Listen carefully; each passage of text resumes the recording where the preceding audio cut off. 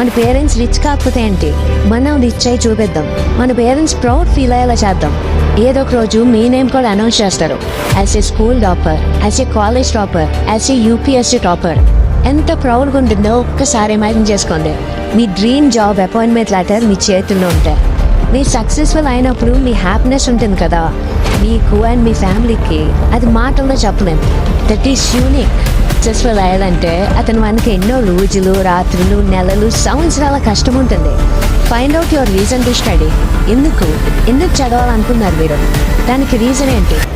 ఎప్పటి నుండి ఎగ్జాక్ట్గా 1 year తర్వాత నేను అప్పుడు స్టార్ట్ చేసి ఉంటే బాగుండు అని అనిపిస్తుంది. అందుకే లేచి మీరు ఏదైనా గొప్పది అచీవ్ చేసినంత వరకే ఆగొద్దు.